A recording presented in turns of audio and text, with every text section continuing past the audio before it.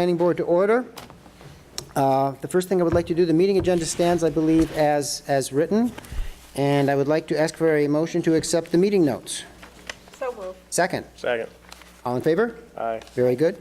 What we're going to be doing is going on to our first item will be the Darren Page public hearing, which I think is at 6:35. 6:35, so we have a couple of minutes here to wait.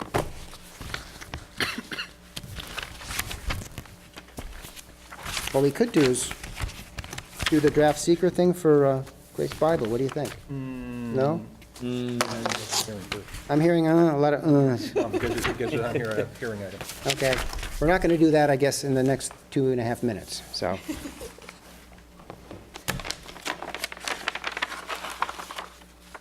What's the thinking about, are we going to have a second meeting in May of necessity? You know, I've been thinking about that, Michael, and I think you may be able to avoid that meeting. Okay. The news for the planning board members is for the May 5th meeting, the agenda is going to basically be the rollover agenda. From our April meeting. From your April meeting. Okay. There are a couple of administrative type items that are going to be discussed, but there are no new applications. No, there aren't. There's a matter regarding CSI, which will be discussed. That's one of the items, and there's a second matter, I can't think of what it is offhand. But anyway, it's basically a rollover agenda. Most of what is on that agenda may be able to be taken care of that evening. Okay. Which would eliminate the need for a second meeting in May. Okay. The revised application, which will be forthcoming on the Duffy project, will not be here, is not here at this time, so that will not be considered at the May meeting. Red Wing issue is still pending, and we've heard the nothing. CB, the Rock Ledge project is Right. not yet ready to move beyond No. continuing sketch plan. It's So decidedly not. therefore, it looks like there might be a little bit of a breather, Okay. and I think that second meeting of may not be necessary. Okay, that would be excellent if we don't have to do that. And then you can kind of Little break, you know? Yeah. Time off for good behavior. And looking at Yeah. the schedule, just the way the days fall, because if you're moved in the second half of the year, starting in July to the third Monday instead of the first, it looks like you're really going to need a second meeting in June.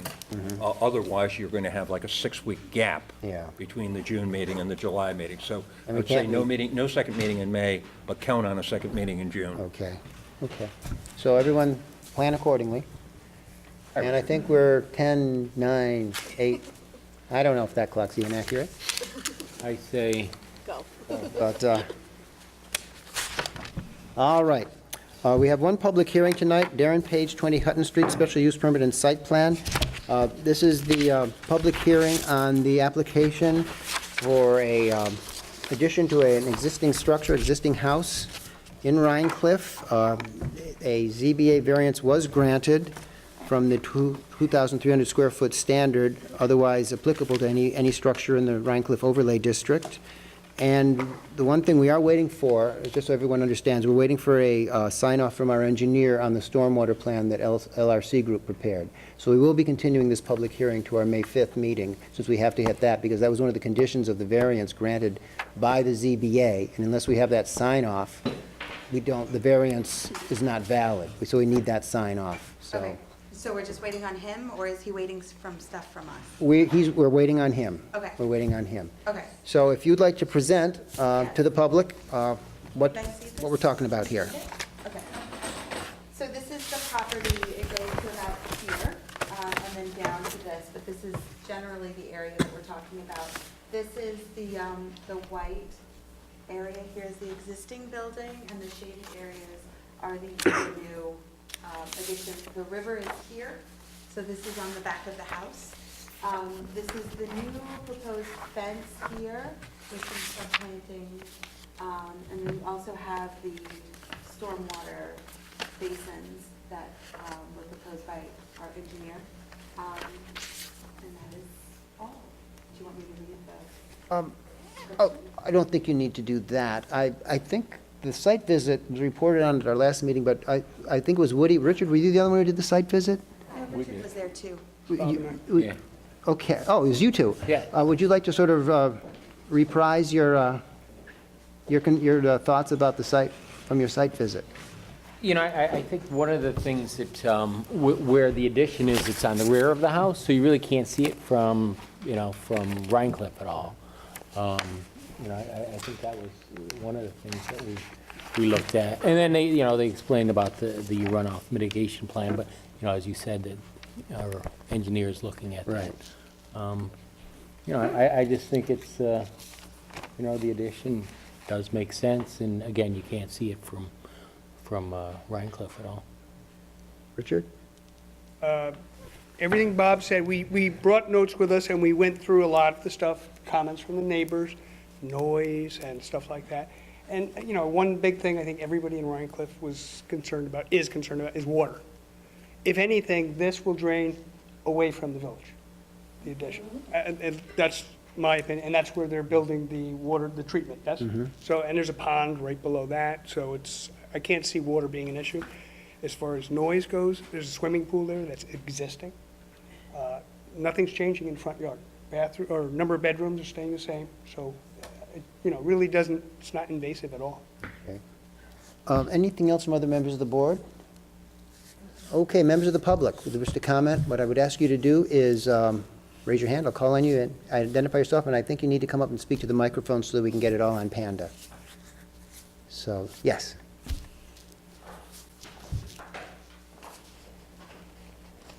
Hello, my name is Avery Gilbert, and I am the immediate downhill neighbor of the Pages. And I'm just curious what the thoughts were when you did the site visit. You mentioned that the primary expansion was in the back, which I agree that probably will not be a visual invasion except for the historic home that's right here. But what about this front portion? It's relatively small, and it's set back so far that I can't imagine you can even see it. Do you want to see a picture of their house from my house? No, okay, so you can see part of the house, and you're gonna see a little bit. I'm not gonna say it's an invisible addition, but I'm also under the impression that we're gonna add shrubbery in front of the pool. That's what I was told. That's the plan, anyway, so to afford you a little bit more privacy and a little more screening from the pool and from their yard as well. And the fencing there too. Now, what is the relationship between, you know, the approvals for the plan in the house and the approvals for the shrubbery and the fence? Are those contingent, or is it like, oh, we say we're gonna put in this fence and shrub, and then we go ahead and build That's the the house? site, you're Was it referring to very- elements of the site plan, so that's all part of the site plan that would have to be approved Part by of the the planning approval, but I board. don't know if it was necessarily contingent. I think they put that on their own, right? So it's desired by them as well as, Right, it's part of the site plan that they've presented us with. And I believe also for the fence that's down there, a variance was granted by the ZBA, so I think it's a 10-foot fence, something like that. Do you want to see the section for that? That might be helpful, yeah, just because one of the reasons they did that, I think, was for sound abatement, things of that sort, I is your believe. primary concern, if you don't mind my asking, is it noise? My, Or is it? well, it's kind of the whole caboodle. It's noise, certainly, but as you mentioned, there's already noise, right? And then, you know, a larger house means that, We're you not know, going up, though. Like, the height, the roof line is gonna stay the same. it's the even same with height? that, even with the front part, Yeah. the roof line stays the Yeah, same? yeah, yeah. Okay. And That I is can show very, you that on the elevation if you that, want. that's good to know.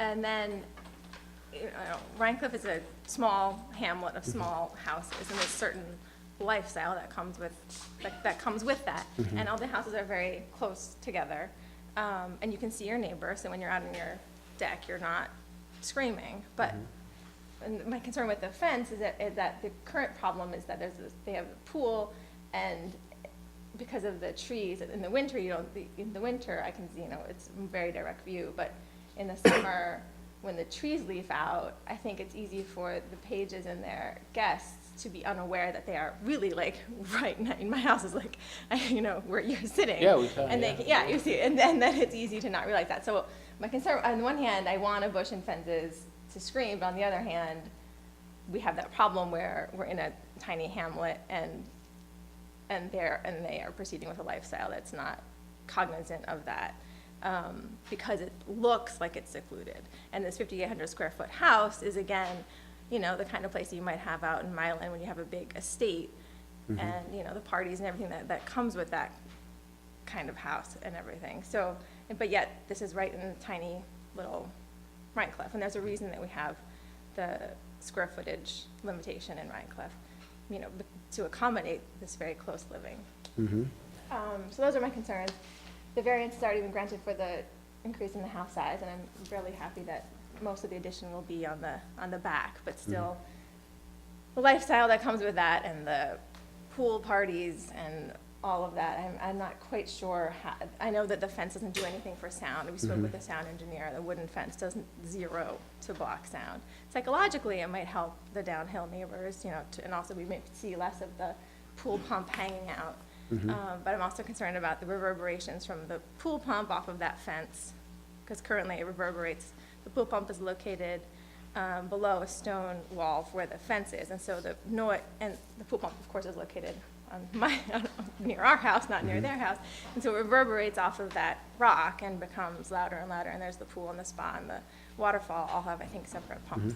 So I'm not sure what the relationship is between the fence and the pool pump, and I would appreciate it if a sound engineer was involved in doing that. Was the sound engineer involved in this? He came out and he told me what he thought about the whole thing. We didn't get somebody to make drawings or anything like that, but what I gathered from him and kind of what I decided as a designer was that a privacy fence at 8 foot with a little gap in the bottom to release some of the sound, and then evergreen shrubs, and then being swathed in a vine was going to absorb, the greenery is going to absorb more sound than the rigid board. So it's going to catch a great deal of. Okay, the greenery and wood does not absorb sound. I think everybody knows that.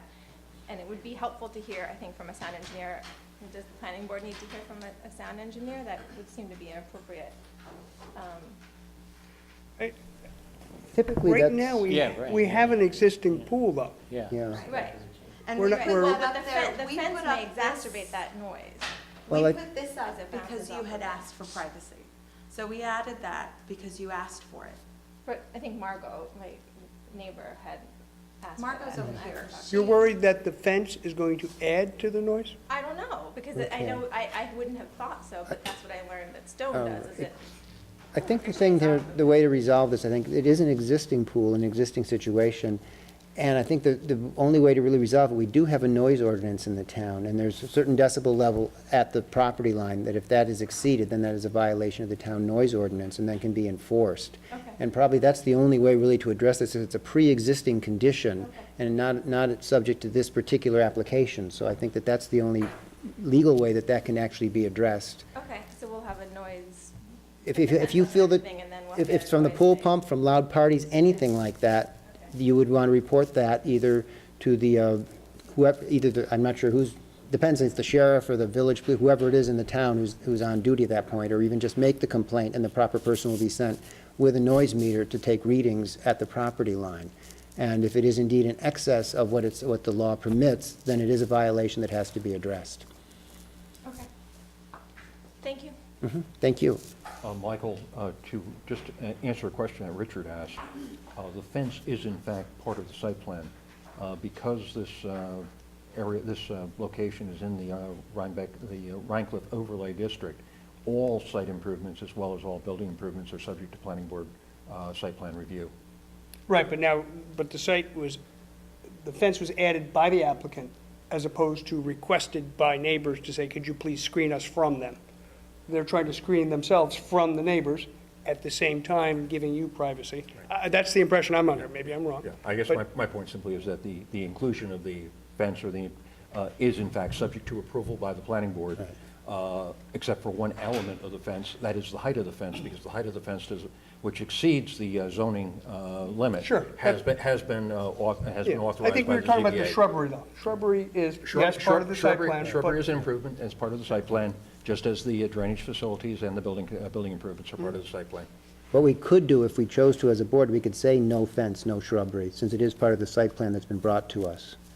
We could do that if we chose to, because it's part of the site plan, and we have to approve They under that. already have Rhinebeck overlay. approval for the fence. No, they have height. approval for the height of it, but not for the Height. fence itself. So we have control over look we have over even whether the fence actually goes there. Just because the ZBA can only approve the height that the fence could be, but only the planning board can approve the fence being there. Location. Yeah, a variance is not an approval to permit, a variance is not a permit, I guess Okay. is the way to put it. In terms of the fence, again, the ZBA has dealt only with the subject. Obviously, they presented a proposal that dealt with other elements, but their variance dealt only with height. The question of material, massing, color, all those elements, location of the fence, are subject to approval by the planning board. Just as with respect to the house itself. The ZBA's variance only deals with the square footage of the house. It doesn't deal with matters of design or anything of that particular nature, which remain within the purview of the planning board. Other, I think we only decided on the fence because we. okay, I'm going to have to ask you to identify yourself for Oh, I'm the record. sorry, I'm Dana Page. Okay, could you speak in the microphone, just so that you'll be immortalized on tape? Thank you. Yeah, we actually only thought to have the fence in the first place because we thought that the neighbors would want it and for privacy, but we were told that it would cut down on sound. And so we are concerned about sound. And, you know, I wish my family would be quiet. It drives me crazy, but they'll get older. But for the time being, it is what it is. And, you know, I shut things down at certainly anything past 10 o'clock at night. You know, I try to get everyone out. But we thought it would make it quieter. And so we don't want a big fence or shrubberies if we don't have to, you know, but if it helps, we'll do it. If it doesn't help and people are upset about the fence and the shrubbery, well then, get rid of it. Okay. So we'll do what makes people happy. Okay, thank you. Other comments from the public? You do have one letter, Michael. I do indeed. I think, oh, yes, I do have one letter. or Okay. memo. Let me read this into the record. It is from Marita Sturkin and Dana Poland. As owners of a home at 21 Corning Street on the hill below the proposed expansion of the single-family home dwelling at 20 Hutton Street, we are concerned about the size of the proposed expansion and its potential impact on the houses that are situated on the hill below it. We believe that the proposed size of the expansion is out of proportion with the hamlet of Rhinecliff and so much larger than existing homes in the hamlet that it raises serious concerns about the preservation of the character of the hamlet. The proposed home is not just a little bit larger than all the other homes in the hamlet, it is dramatically larger. On this basis alone, we would ask the Town Planning Board not to approve.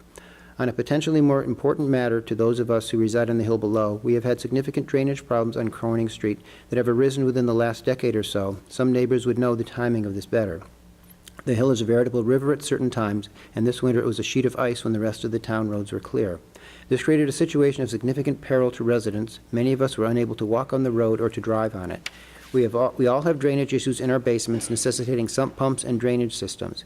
This is in an area that, according to longtime residents, was historically quite dry. There is concern that this problem was created or exacerbated by the construction of the pool at 20 Hutton Street. Any additional construction on the hill above us would warrant that the town investigate this issue thoroughly before proceeding. I guess the 2 points I would respond to that is, as far as the drainage and the water problem, we do have our planning board engineer is reviewing the submitted stormwater abatement plan, and that's one reason we're going to be holding over this public hearing until May 5th, because we don't have his report yet. The water problem has been recognized. We have spoken with the highway superintendent, Kathy Kinsella, about potential problems as well, and she's also spoken to this issue. As far as the size of the building is concerned, I know that issue was raised considerably with the ZBA, and the ZBA chose to give the variance to permit the size of the building. So that issue, frankly, has been taken out of the planning board's hands. As Art has pointed out, the ZBA said how big it can be, but the planning board says what it'll look like, what the design will be, what the other site plan matters will be, things of that sort. But the ZBA has already decided that that size is acceptable by giving the variance. I don't really know what other things I can say in response to these two questions that have been raised. It'll be interesting to see what our engineer has to tell us about the stormwater plan. I don't know what other issues we might have.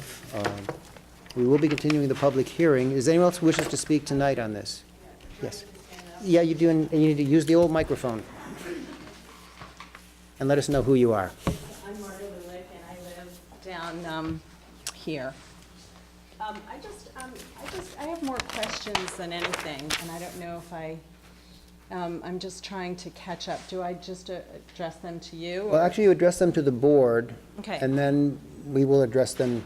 Okay, excellent. I realize it's a bit procedurally complicated, but that's what we're told we have to I do. can handle that. Thank you. So the letter was a little ambiguous. I am interested in how this is all formulating. I do vote for the fence and the shrubbery. I don't know, because it would be helpful, being on, on the downside of the hill. But where is this process? I'm not sure why the meeting's called and where the process is now Okay. with this project. So The zoning board of appeals gave two variances, one for the height of the fence and the other for the size of the house as proposed by the applicant. The planning board is responsible for deciding whether or not a special permit should be issued to permit the building of the house and the other features such as the fence, things of that sort. Okay. We're responsible, and one of the conditions of the variance that the ZBA gave was that no water leave the property, then no more water leave the property now during storm situations. Once the addition is put on, then currently leaves the property. There should be no increase whatsoever in storm runoff from the property. That is the stormwater plan that the applicant's engineer has developed and that our engineer is now reviewing to see whether or not he believes it will work. If he believes it will work, then we're in a position to move forward towards approval. If he believes it will not work, then it has to go back and be revised until he is satisfied that it will work. Okay. And in terms of the fence and the shrubbery, that's on the other side of the pool pump? Correct, that's my understanding. Pool pump is like here. Right. So the pool pump will stay there? And the shrubs and all of the vines that grow up, that will hide it. And all the big white pipes. Okay. Is there any talk of encasing the pool pump at all for sound issues as well? Or is the There- understanding that the fence and the shrubbery will, noise and ambient noise is one thing, it's life. But machinery is another. And I'm concerned about the machinery aspect of the Okay. pool. I think the only way I can answer that is, from this application, that's a pre-existing condition, the pool and the pump where it is. Right. I'm not aware of, and we'd have to check the records, of any complaints having been issued to the zoning enforcement officer in terms of noise, a noise complaint about the pump. I'm not aware of anything like that having been submitted. Basically, the way this would be dealt with at this point would be if indeed neighbors felt it was creating more noise than it should, a complaint would have to be filed, then someone would have to come out with a sound meter to actually see whether it exceeds the town noise limits. If indeed it is, then a violation would be filed with the owners of the property, and to remediate the problem, to eliminate the violation, would be to eliminate the noise that goes above the town noise code. And that may require some sort of structure around it, some sort of sound deadening, something like that. But basically, it would have to be a noise complaint demonstrated that it was indeed in violation of the town noise code in order for that process to kick in. Right. Because it is a pre-existing condition, it's not part of this application. One last question. It's why would the planning board, you had mentioned specifically that the fence and the shrubbery has to be approved. Because basically, anything that is done is considered development within the hamlet overlay in Rhinecliff, which is most of the actual center of the hamlet. Right. Has to have a special use permit and site plan approval from the planning board, be it a fence, be it a shed, be it an arbor, anything. Right. But if it's helping with the issue of sound, then does that mean that Well, that's it's a- more likely to be Yeah, that's a good reason to approved? approve it. Okay. Yeah, oh yeah. Okay, great. If it made it worse, that might be a good reason not to approve it. That makes sense. Yeah, All righty, thanks. thank you. Anyone else would like to speak tonight? Okay, anyone else on the planning board want to say anything else tonight? Could I hear a motion to continue this public hearing to May 5th at 6:35? No, it's going to be No? later. Joan, we're booked on May 5th until 7-something? Ooh, busy schedule. Yeah, they're... Okay. Just 5 minutes after that, then. Okay, 7:25? Okay, could I hear a motion to continue this public hearing to May 5th at 7:25? So moved. Second? Second. All in favor? Aye. Very good, okay. So we'll see you all back on May 5th at 7:25, and we will hopefully have the engineer's report at that time and be able to proceed with that. Okay. Next item on the agenda is Grace. Michael, Sorry? at this point, subject to a positive report from the planning board engineer, Yes. the board does not perceive any problems in moving forward with this application? Well, that's a good question. Does that- Because I'm looking for, for directive in terms Right. of potential resolutions and Why, whatever. why is this taking so long for him to look at? He was away on vacation for a Yeah. while, I know that. But does anyone on the board have any other questions about this particular project that, I think what Ray's asking is, would we like him to prepare a draft seeker and approval resolution for the May 5th meeting? If we don't have any other issues, No, I Or you think we should. we will have an answer back? yeah, we should have, yes, yes. Is Yeah, I everyone- don't see. Yeah, no major Okay. issues. Yeah, if there's no Okay. issues from Ray, we'll go forward. Okay, yeah, Ray, that would be, Ray. Art, that would be very helpful. Okay. Okay. Moving on to Grace Bible Fellowship Church. What we're doing tonight is the seeker determination for this project, so the ZBA can then act on the variance requests. So once the ZBA acts on the variance requests, the planning board can then act upon the special permit and site plan applications before us. I don't believe, we have a report from the engineer on Grace Bible in terms of the stormwater and the other aspects there.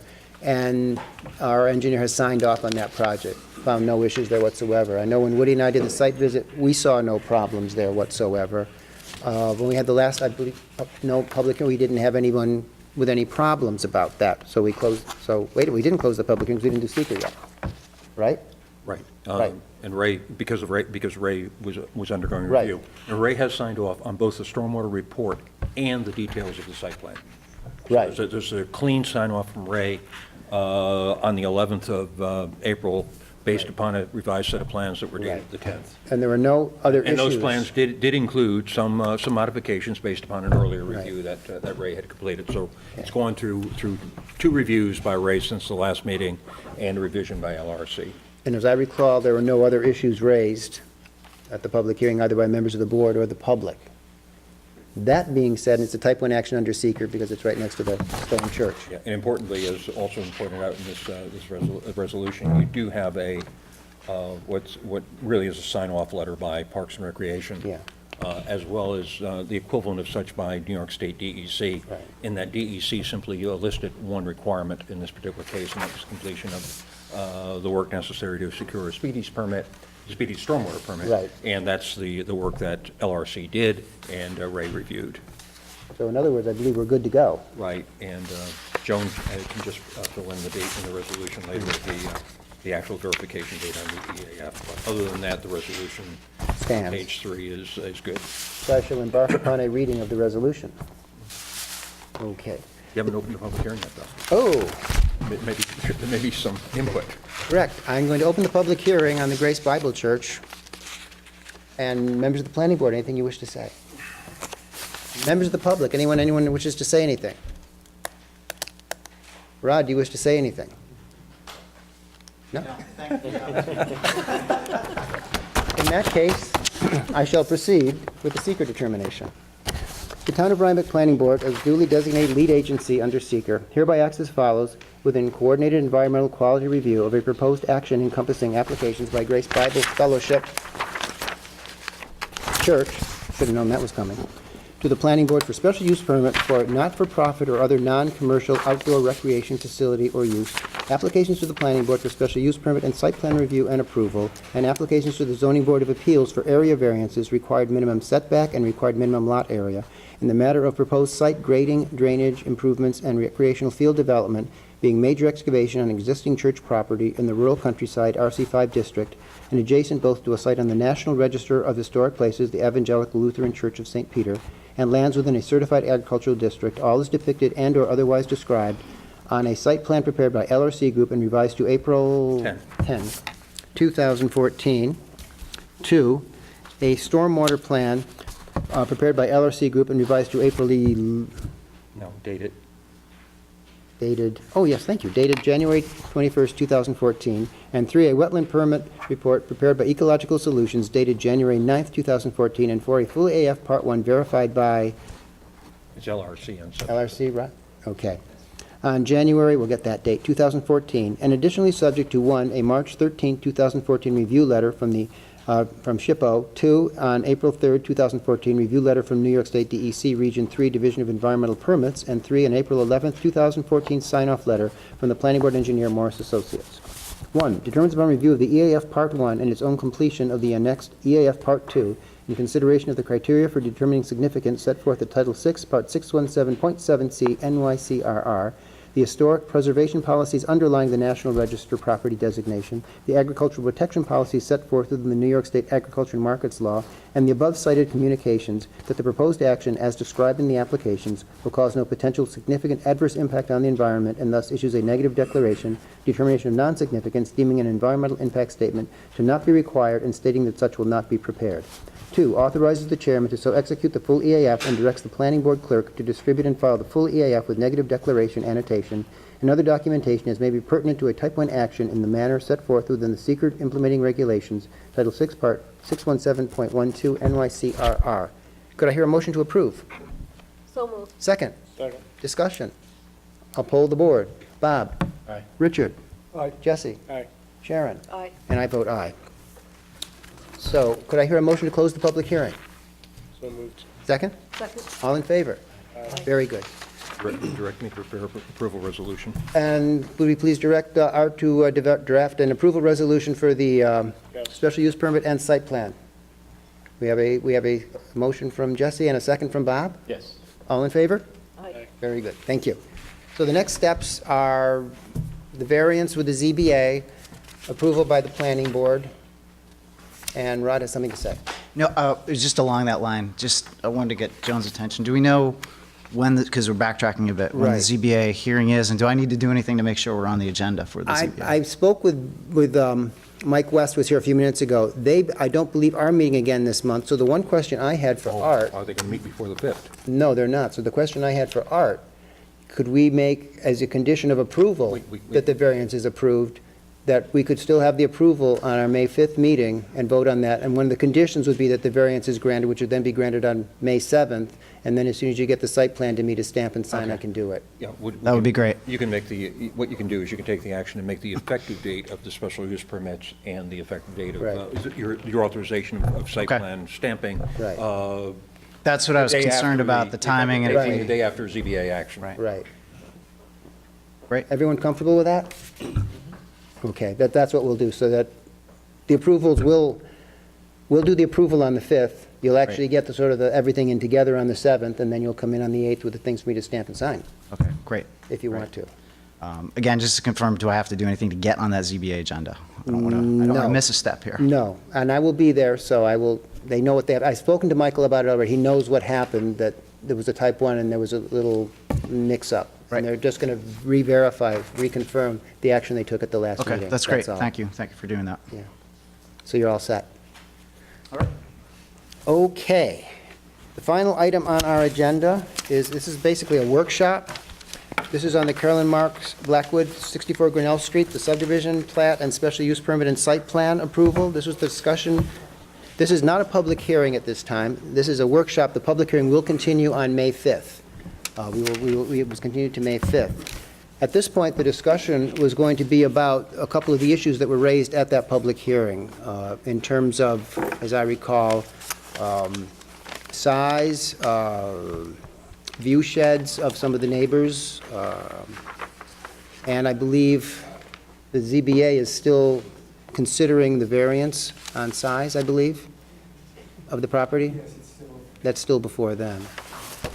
So we had a new submittal from Steve Mensch on, I believe, just basically reiterating what you said at the last meeting. I don't believe there's any changes involved in what you submitted, the latest submittal. So it's basically what we had before. I've had a couple discussions, and it seems the main focus here is going to basically be, I believe, on the scenic issues that were brought up at the last meeting. As you all know, it's a Type 1 action. We're the lead agency. We're responsible to take the hard look. There's been some agenda discussion about the degree to which the planning board has been empowered by the town board to deal with issues of aesthetics and whatnot in the hamlet of Rhinecliff under the overlay district.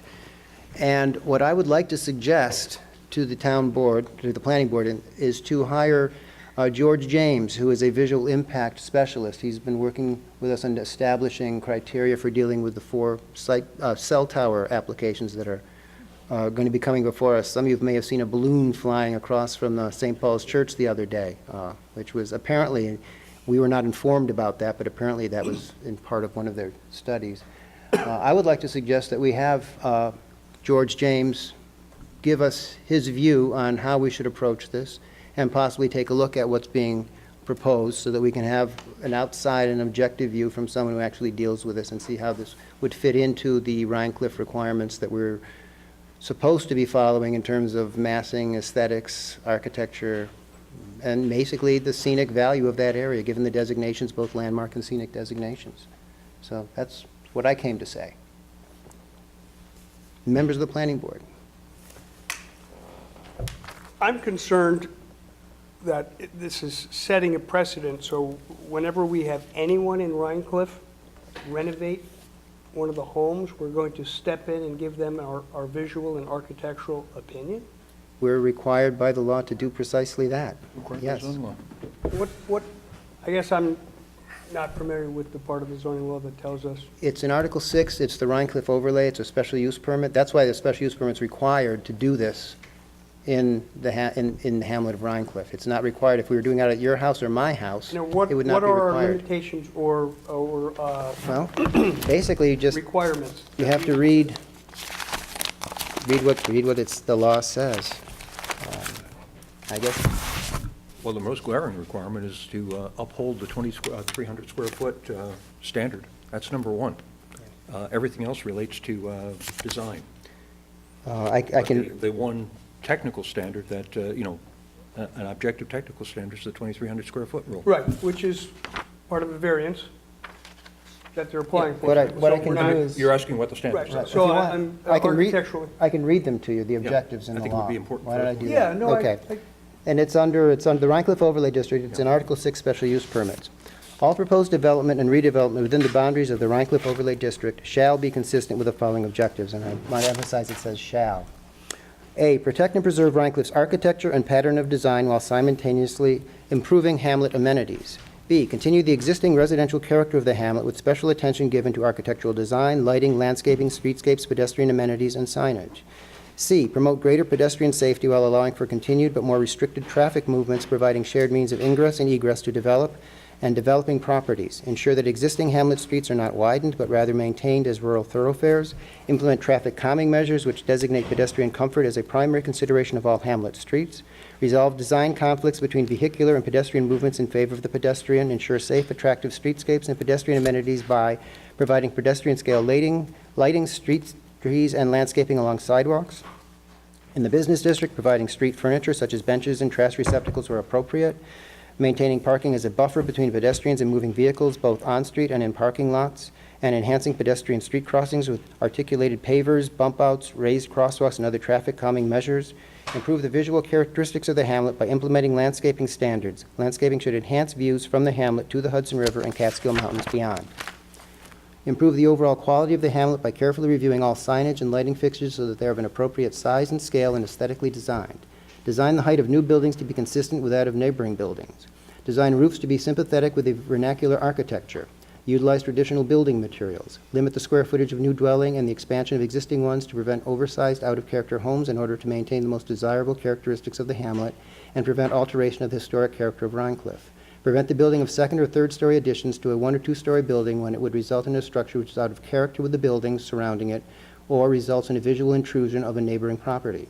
Prevent the construction of a large building built to replace a portion or all of a demolished one which may be out of scale with the surrounding buildings. Plan for the accommodation of automobile traffic wherein pedestrian comfort and safety are of the utmost importance. And that's all shalls. So that's what we're empowered to do.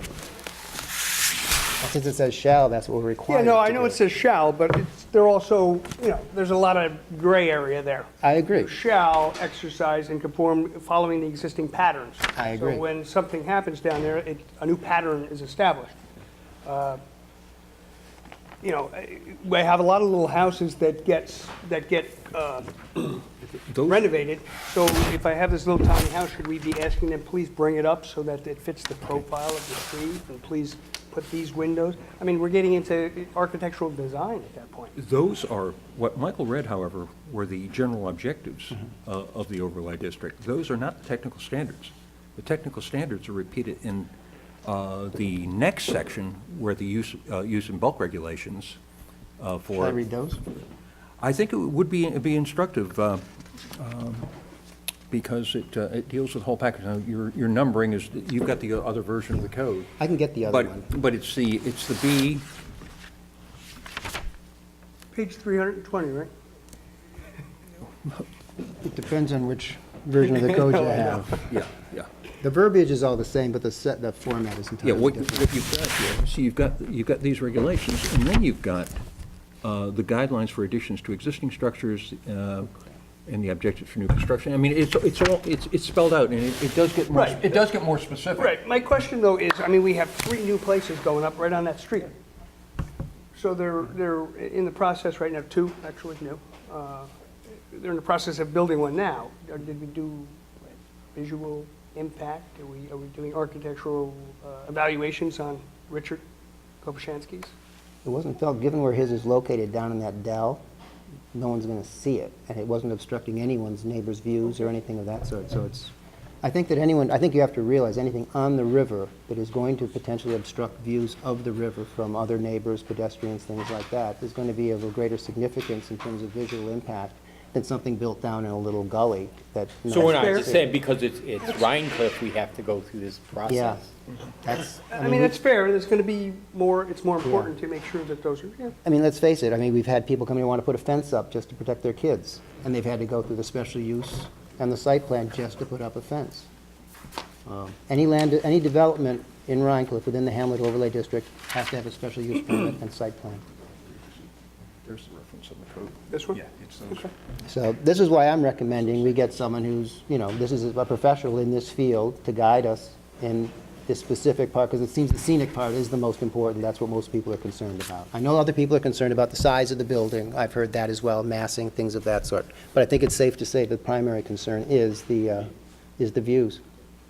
And that's why I'd like to recommend that we hire George James to do this, to review this for us. And What kind of Get back expense to- is that? I do not know. I'd have to find out. Can I ask a question? Mhm.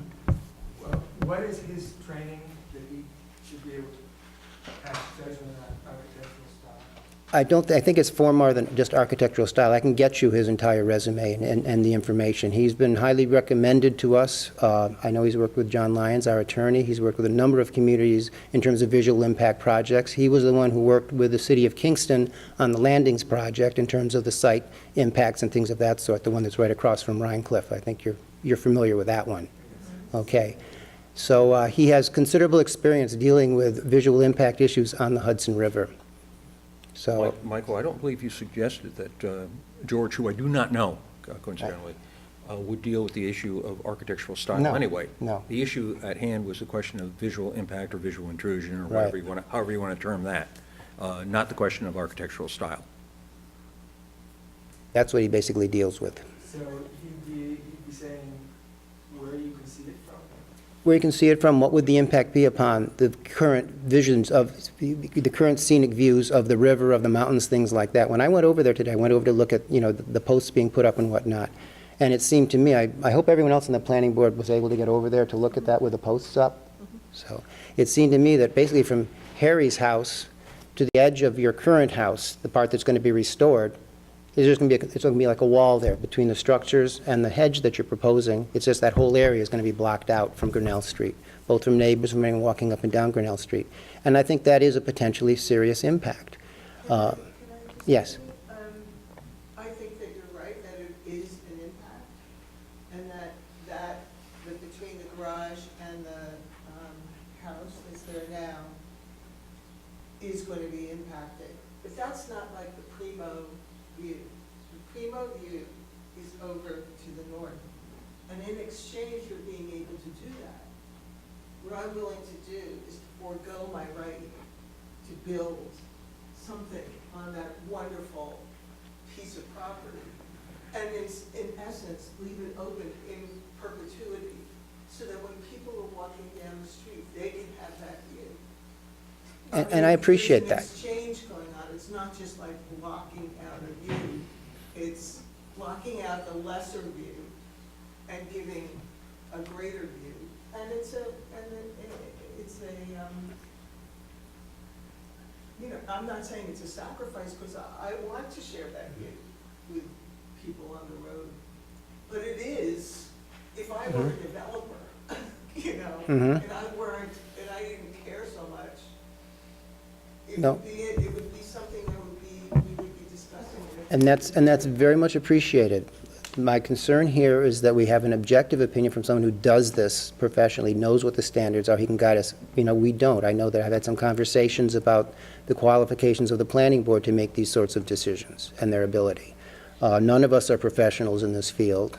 We often rely, as we did with the previous actually the two previous applicants, with the house, the Darren Page house.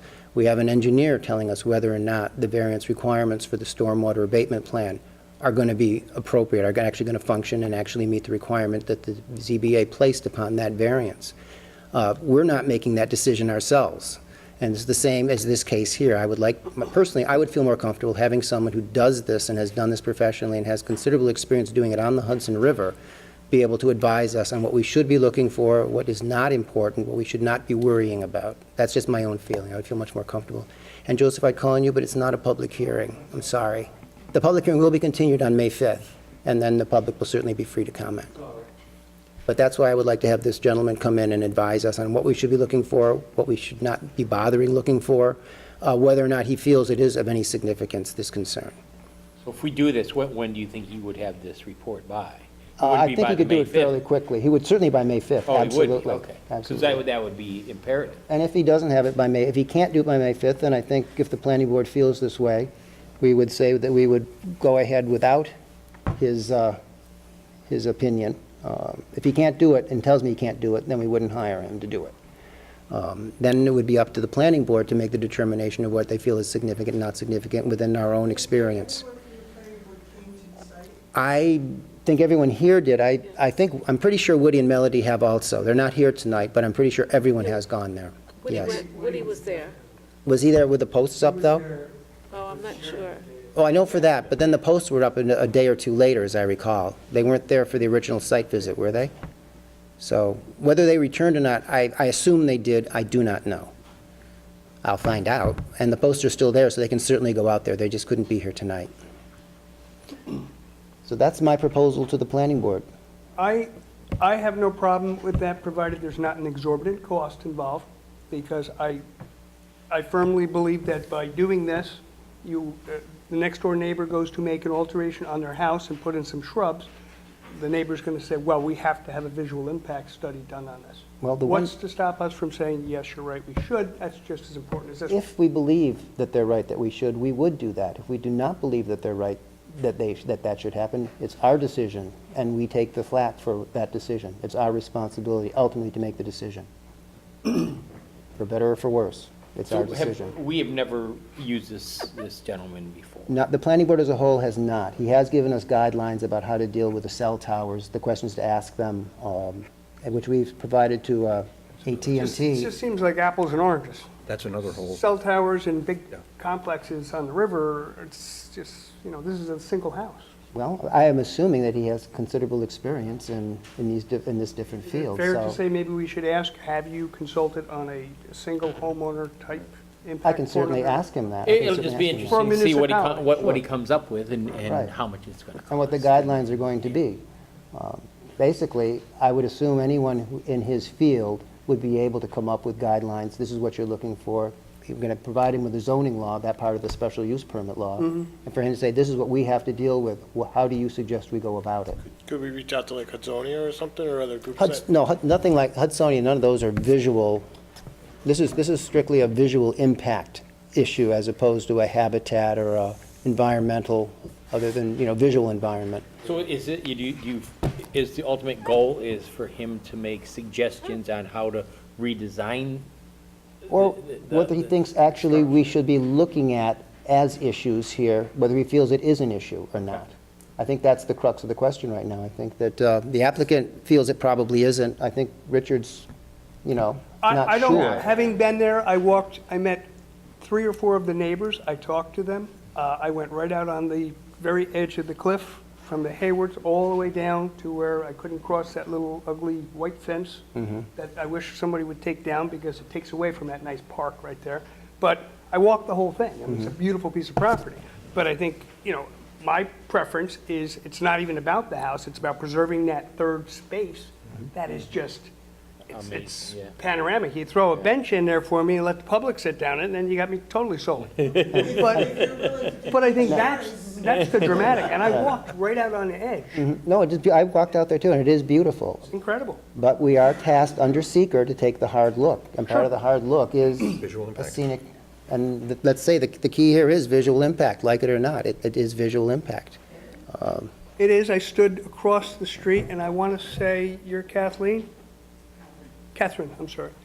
Catherine has the beautiful brick colonial across the Yeah. street. So I stood on that porch, and just to get the effect. Right. And her one big major thing will be, yes, she's got to look at the house, but that piece of property, that's her front yard. And that's the key. That may be where we come down on making that decision. I want to make sure that no one can challenge what we do. If we don't take the hard look and someone challenged it successfully, you go back to square one. Everything gets thrown out. It'll be interesting to see what he comes up with. Yeah, I think it will be. And for future things, it'll be interesting to see what he comes up, because I imagine we're going to be facing this again.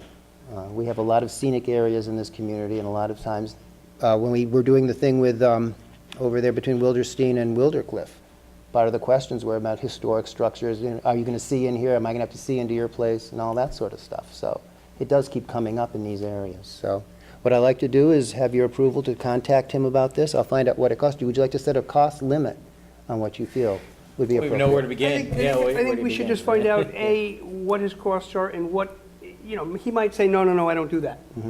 I'd like to know if he does it, has he Okay. done it, and if so, how much has he charged? Okay, but if we're going to have this by May 5th, we're going to have to be in a position, if he can do it and will do it, to get him to do Allowed it to quickly. shoot that out to the board members? And Well, that's the problem. We don't have anything in the law that allows, we can only make decisions in meetings like this. We can't do it off public meetings. That's the problem. I prefer Perhaps to it's see something, something. if it was reasonable enough, the applicant you could go to the applicant and said, would you mind? I mean, they're paying the cost anyway, right? Well, it's through escrow. The one problem there is I would not like to set a precedent of asking the applicants to hire consultants for the planning board based on cost. That would not be a good precedent to You have set. to hire from the escrow. We're not asking them, it's a voluntary thing. If you want to move forward, have it done and have it here by I think- May 5th. Otherwise, we'll see you yeah. around Christmas. What I can do is, I will, basically, I don't know if he needs to, well, he lives not that far away, so he could easily come up, just look him across the river, look in Rhinecliff. We can get the guidance, or if you want, we can just hire him to give us guidelines, things like that, and then we'll use our own best abilities to employ those guidelines to determine what we think. We can do that as well. I'm trying to think of someone who would be an alternative, and frankly, everyone I've ever used on projects, including work I've done myself, is all larger scale. It's not that individual structure or neighborhood-related sort of thing. It's the type of work that was mentioned here. We've all done hydropower and cell towers and what have you. But when it comes to a small view shed within a neighborhood, I can't think of anyone who I know of as being an expert in having addressed that in many instances. And I know the one individual I would have in mind would not be able to deliver in 6 months' time, never mind 2 months' time. Forget that. 2 weeks' time. I'm in favor of getting the public's opinion, talking to the architect, trying to resolve and come up with promises of this won't be touched and this will be only this height, That's the. and we use our better judgment. We can do that. and move forward with it. The other possibility, and this comes up repeatedly, in review of matters. You've done it with respect to wetlands, et cetera. The case here has been made very, very heavily by the project architect, obviously endorsed by his client, would be to retain a peer architect for purposes of review. That happens all the time. Peer planners, peer wetland specialists, peer traffic engineers. But the question here isn't so much the building or the Right. architecture, it's the view that the building is going to potentially obstruct and the But value the of that architect in view. this particular case is responsible, I'd say, in his design sense for the totality of the site, Yeah, but which is not an unusual position for the architect, or the architect to also serve as, quote, site designer. That's just a possibility, if, it's another approach to looking Yeah. at.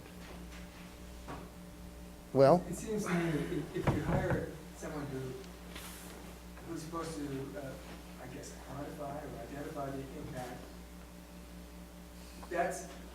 that maybe has a certain objectivity to it. But more important is the impact positive or negative, and that's aesthetic and subjective. So who's this guy who has the authority to say whether it's a good impact or a bad impact? well, basically, it can identify the impact. Ultimately, the planning board determines whether it's a good impact or a bad impact. And basically, what I'm just trying to do is to get us a little more, You're trying to better get off the guidelines. hook, Michael. No, I'm perfectly willing to say exactly what I think. And, but, once again, it's not based upon, Well, experience with it. basically, I mean, the big thing we're talking about, I think, is the hedge. And that's going to be subjective. Is it? It just is. Is it the hedge? The hedge? I don't know about it. Right, that's what my understanding is, that that's the kind of the big stumbling block. What does everyone else think it is? I don't think it's the hedge. The second story on the Yeah, garage. Yeah. The detached accessory apartment, I think, is probably, I think is the issue. It's certainly one of the issues that issues. we keep hearing about. I Well, think we've heard about. This is interesting. I mean, this is really been more helpful to us to understand what you guys think the issues are. Because from my last discussion with Michael, I Right. was saying, I felt, my own view is I find the hedge to be of a Really? problem, simply because it just creates between Harry's house, Harry's garage, your proposed garage with a second story on it, then a hedge, then with the remainder of the This is a view historic from house. Standing on the porch. This is standing on the porch of the garage apartment. Right, looking over it. Okay, through there, right. so this is the view we're talking about. Yeah.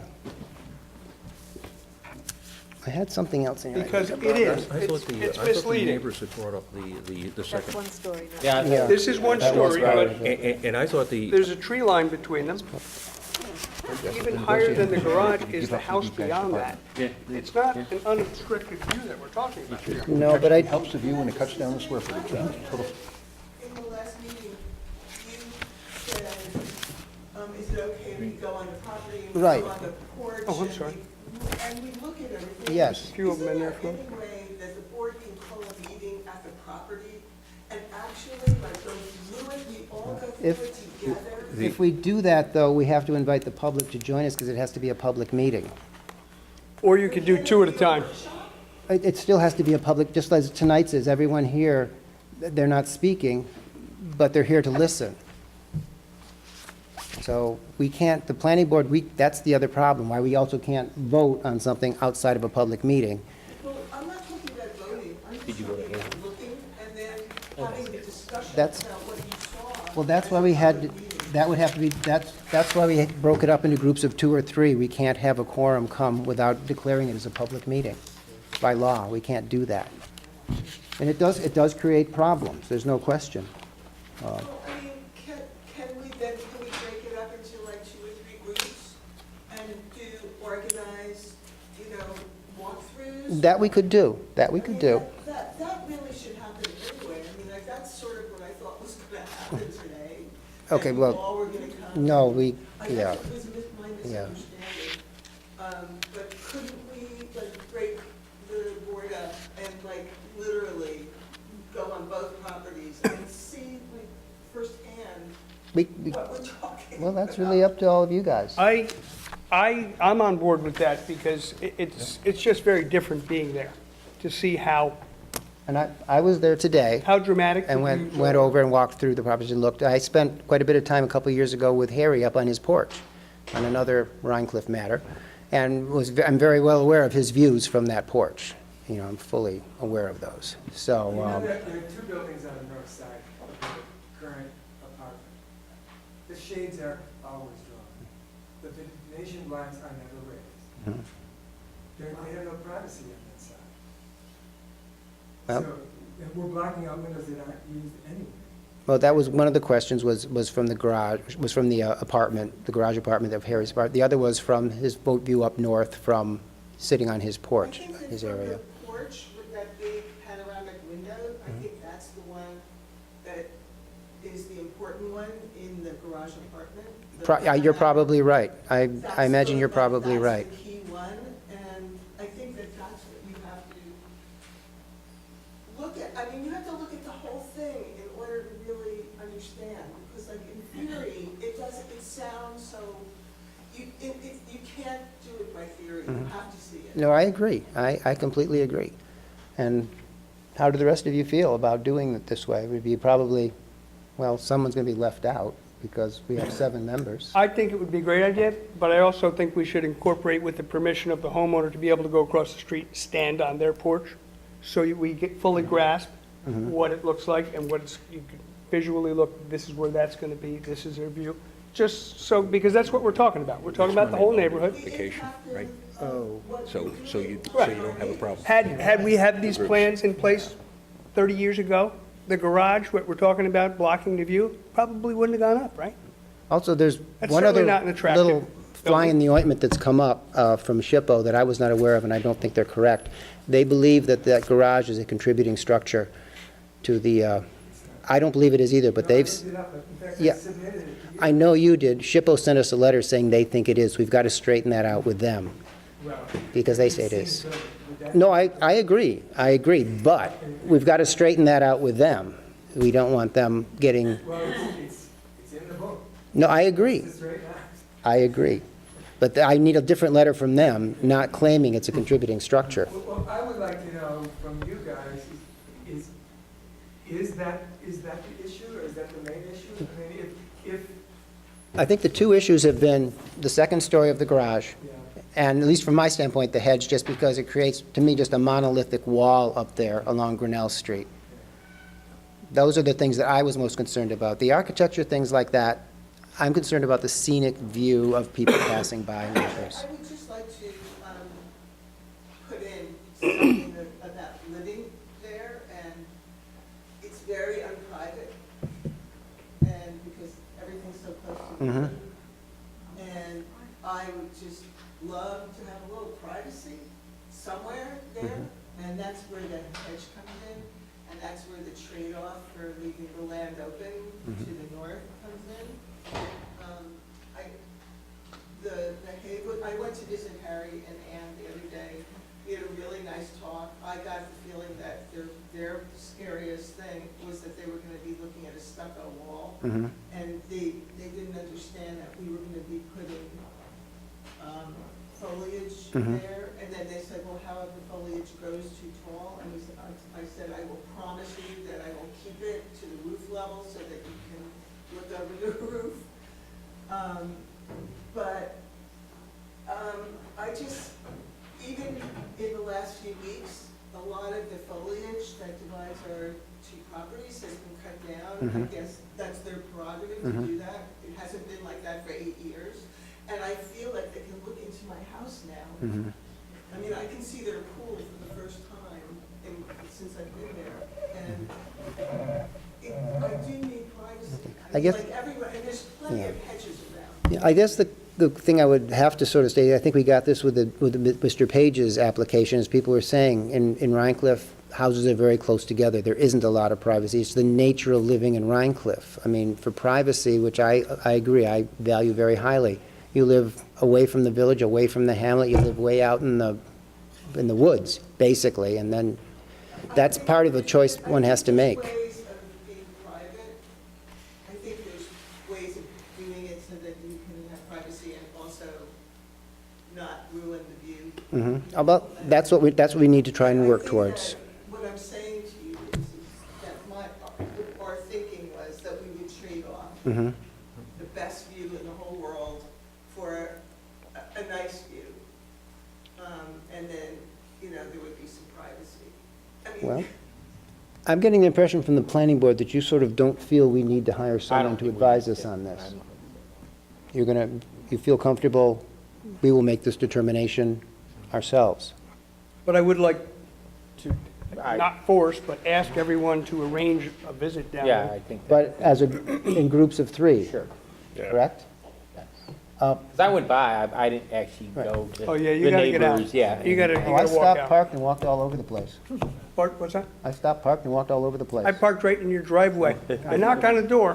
Figured- I did. I'm assuming it was your car in the driveway. I didn't do that. So, I parked on the road. Carolyn, what day or days would be convenient for you? you name the days and I will, we'll figure Yeah. it out. What's the board doing on what's next the, Monday? what's everyone doing next Monday? Uh-oh, Sharon's eyes are rolling. Well, Monday? Monday? Can I have one? A 5 o'clock group and a 6:30? No. 5 o'clock group and a 6:30 group or something like that? Yeah. We could, does that get people past, work hours and? 6:30 would work for me. Yeah, Three people in a 5 o'clock group, or 5 and 6:30, or 5:30 and 7, whatever. Hour max is all it's gonna take. Yeah, but you've got to clear out. Right. How about 5 and 6? And, give some time to clear one group out. You Five don't want to create an issue 5 and about 6:30. 5 and 6:30. a quorum being present. So do you want to just meet on, should we just meet on our property and then Sure. go over to the other Right. property? We can do that. I can go at 5 o'clock because then I'm out of the office here.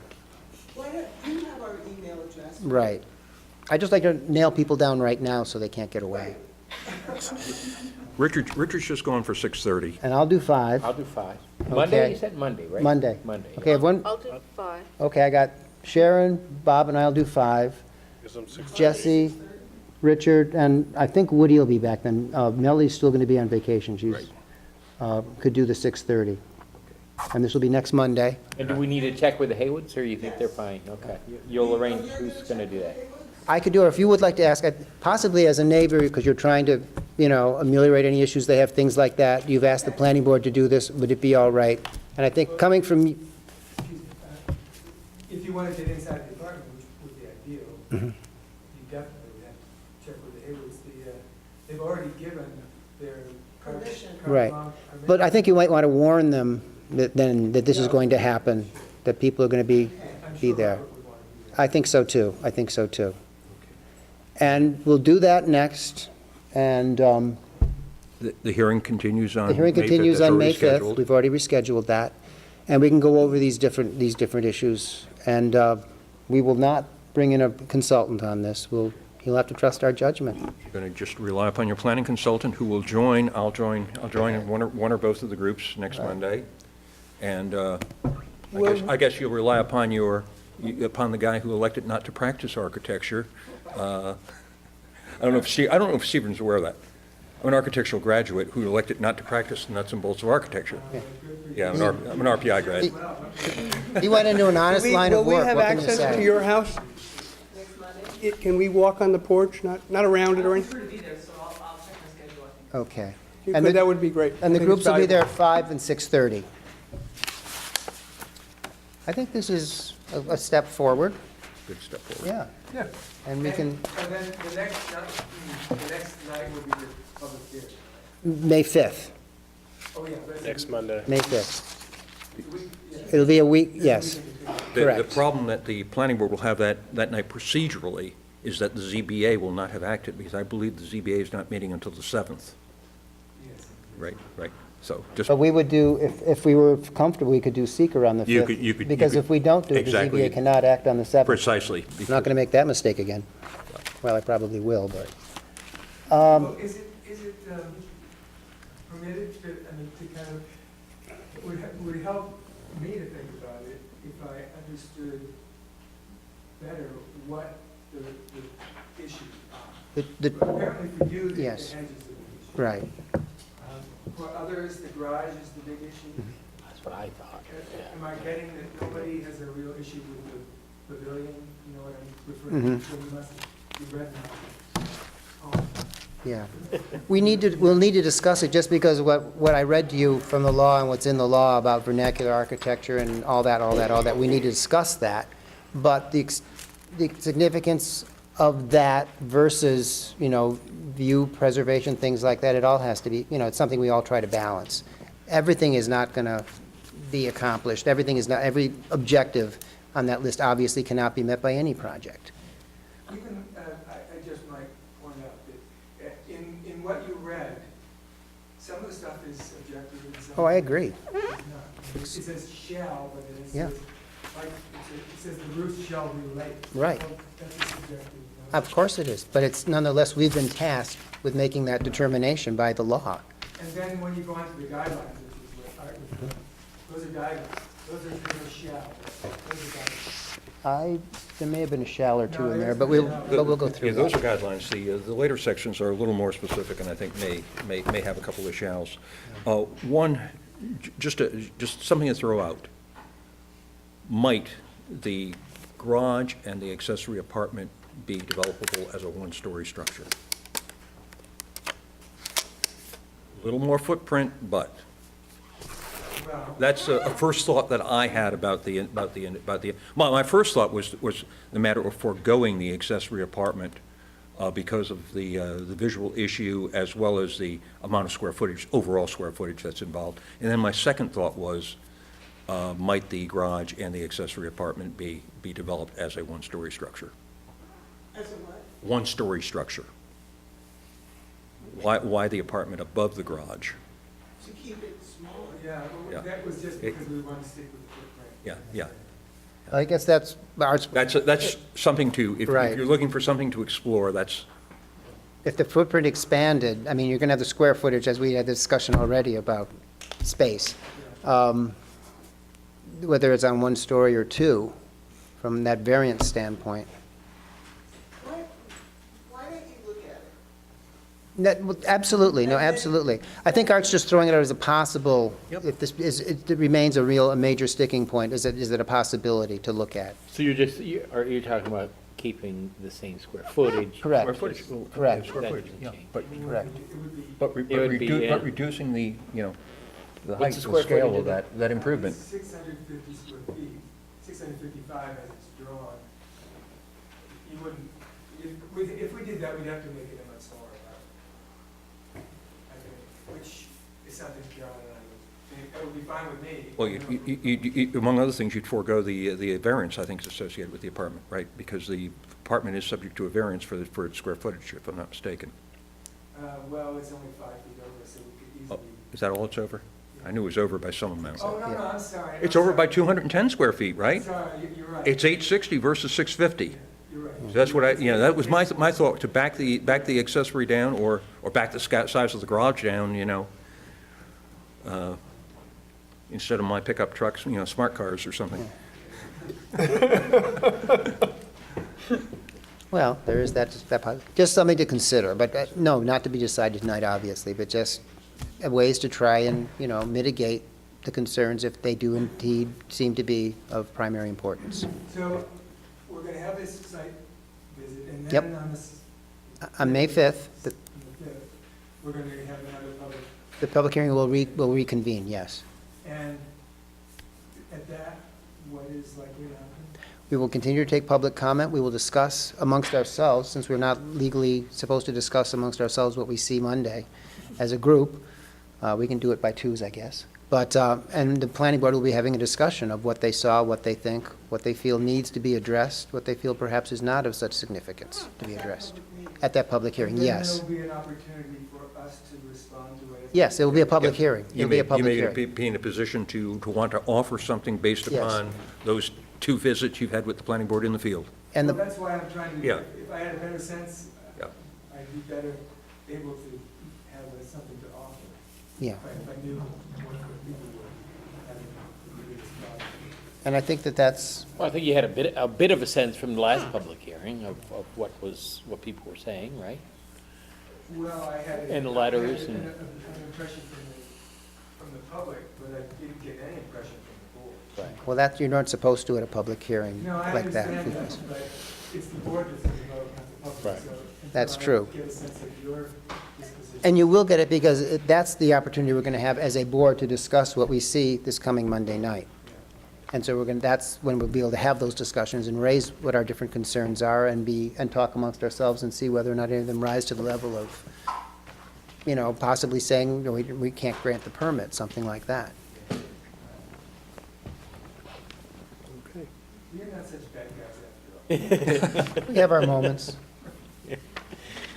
Woody's not here, you know? He's the bad guy. If Woody's not here, you can't adjourn. That's right. Oh, God. Oh, yeah, we can. Anything else you all wanted to say to us in this workshop? I think everything I wanted to say was in that. Okay. I handed out.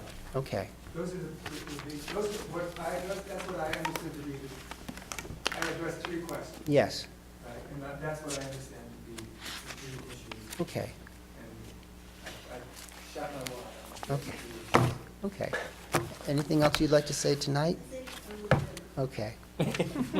And certainly, when people are there Monday night, you should feel free to converse with the members of the planning board there. They're not going to be deciding amongst themselves, but they may say, I think this is like, they can't be, There can't be any prejudgment. right, is no what it really comes prejudgment. to. Right, And- that's and what we the- can't have happen. Absolutely ask questions. What do you see that you think might be a problem? What do you see that you think maybe it could be changed? What do you see, do it that sort of way. Realizing no one's being held to anything at that meeting, so that no one can later come back and say the planning board prejudged this at a non-official meeting. You don't want that. Anything else from the planning board for this workshop? You all have your assignment for next Monday. Okay. Anything else before the planning board? Anything else? Special meeting, that's Think it. we're all set? Okay, that was it, we did it. Would you like to make a motion to adjourn? Make a motion, we adjourn, and Woody's honors. Would you like to make a motion to second? And all in favor? Aye. We stand adjourned at 7:50. We had one other thing. Thank you all very much.